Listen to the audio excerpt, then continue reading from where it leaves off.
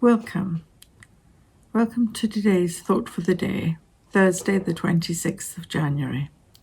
My name is Kathy and I live in the parish of Binstead. From the lectionary readings, I've chosen the New Testament one, which comes from 1 Corinthians chapter 11, starting at verse 2, and I will be reading from the New International Version of the Bible.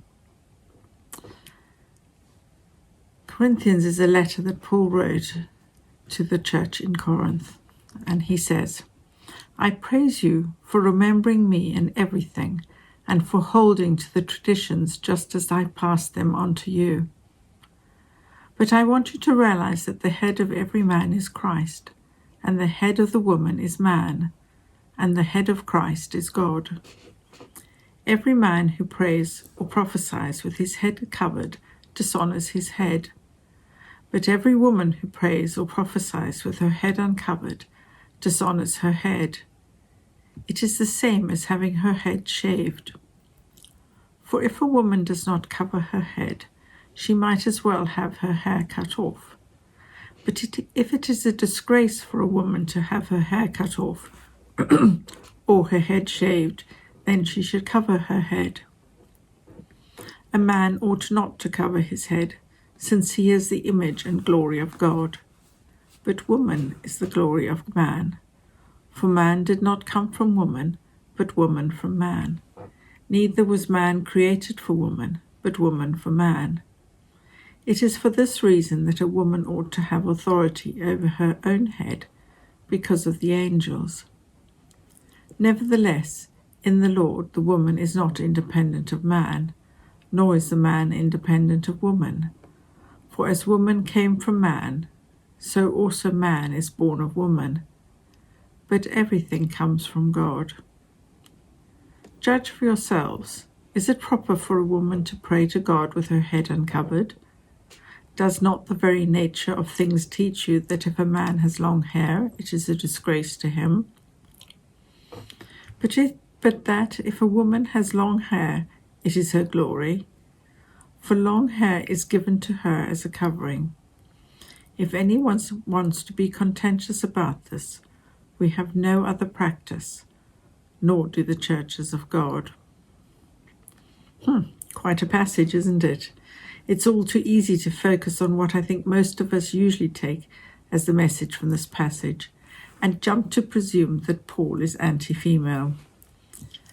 This interpretation has often been a contentious one amongst women, and in the wider community, the understanding of a woman's place in worship, leadership roles, and involvement in the church.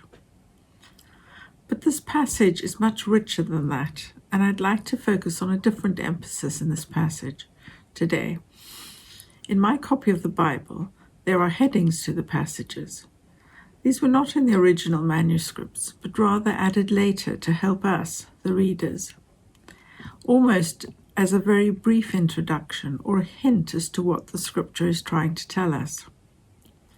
In this instance, the heading to this passage in my Bible was Instruction on Public Worship, and underneath, in even smaller print, Propriety in Worship. The footnotes in my study Bible expanded this theme and have guided my thoughts along a path which gave me a better understanding of what Paul was saying and encouraging us to do. In this section, Paul's main concern is irreverence in worship and focuses primarily on proper attitudes and conduct in worship, not on the marriage relationship or in the role of women in church. We need to read it in the context of the situation in Corinth.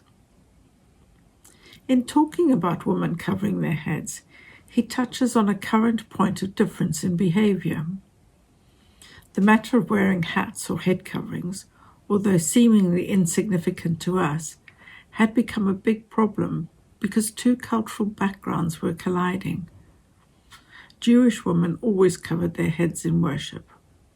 For a woman to uncover her head in public was a sign of loose morals. On the other hand, Greek women may have been used to worshipping without head coverings. So while Paul's specific instructions may be cultural, the principles behind his instructions are timeless, Principles like respect for spouse, reverence and appropriateness in worship, and focus of all of life on God. Earlier in this letter, Paul had already spoken about divisions and disorders in the church. Both are involved in this issue. Paul's solution comes from his desire for unity among church members and for appropriateness in the worship service. He accepted God's sovereignty in creating rules for relationships. If anything you do can easily offend members and divide the church, then we must change our ways to promote church unity. Paul thus told women who were not wearing head coverings to wear them, not because it was a scriptural command, but because it kept the congregation from dividing over a petty issue that served only to take people's minds off Christ. Similarly, towards the end of our reading, Paul talks again about head coverings and hair length. In doing so, Paul is saying that believers should look and behave in ways that are honorable within their own culture. In many cultures, long hair in men is considered appropriate and masculine. In Corinth, it was thought to be a sign of male prostitution in pagan temples, and women with short hair were labeled as prostitutes.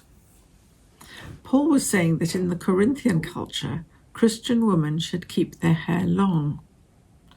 If short hair on women was a sign of prostitution, then a Christian woman with short hair would find it even more difficult to be a believable witness for Jesus Christ. Paul wasn't saying we should adopt all the practices of our culture, but rather that we should avoid appearances and behavior that detract from our ultimate goal of being believable witnesses for Jesus Christ while demonstrating our Christian faith. In verses 9 to 11, Paul explains that God created lines of authority in order for his created world to function smoothly. Although there must be lines of authority, even in marriage, there should not be lines of superiority. Submission is a key element in the smooth functioning of any business, government, or family. God ordains submission in certain relationships to prevent chaos. It is essential to understand that submission is not surrender, withdrawal, or apathy. It does not mean inferiority, because God created all his people in his image, and because all have equal value. Submission is mutual commitment and cooperation. Thus God called for submission amongst equals. He did not make man superior. He made a way for man and woman to work together. Jesus Christ, although equal with God the Father, submitted to him to carry out the plan for salvation. Likewise, although equal to man under God, the wife should submit to her husband for the sake of their marriage and family. Submission between equals is submission by choice, not by force. We serve God in these relationships by willingly submitting to others in our church, to our spouses, and to our government leaders. God created men and women with unique and complementary characteristics. One sex is not better than the other. We must not let the issue of authority and submission become a wedge to destroy oneness in marriage or in our Christian and church communities. Instead, we should use our unique gifts to strengthen our relationships, our marriages, and to glorify God. I think this passage, which promotes unity within the church family and so influences their witness to those who live amongst them, whom they live amongst, ties in very well with the sermon series from the book of Ephesians that Matt launched last Sunday. Let us all look for ways to promote unity and to avoid doing anything that hinders or distracts others from realizing God's grace, love, and mercy for them. Thank you for joining me. Have a very good day. Goodbye.